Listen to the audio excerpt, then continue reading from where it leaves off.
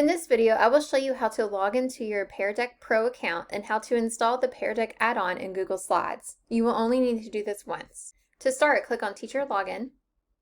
All teachers have a Pro account with the school. Just click on Login with Google option and log in with your school Google account. You will be directed to your actual Pear Deck account page that will look something like this, and you can see your profile up there at the top. You can launch your Pear Deck tools through this website.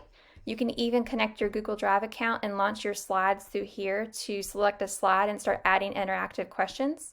But I would recommend adding the Pear Deck add-on, so you can do that from the slides deck itself. So in a new tab, if you open up an upcoming presentation that you have, an upcoming slides presentation, or you can start one from fresh. So open up a new slides and then go to add-ons at the top. I already have Pear Deck installed, so that's why it's showing there, but I'm going to show you how to add it from scratch. Click on add-ons. If you don't see it here, go down and click on get add-ons. In the search bar at the top, you're going to type in Pear Deck, but it usually shows up at the top because it's such a popular tool. Mine says installed, but you would typically click on it and then click on install and follow the prompts to do so.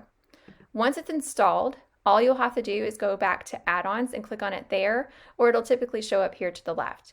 Now, when you're ready to add interactive questions to your slides, all you have to do is click on that Pear Deck add-on. It'll say working at the bottom, and it will launch and open in our right-hand column. And here are all the tools that you'll need to add interactive questions. I'll show you how to use these tools in the next video. Thank you.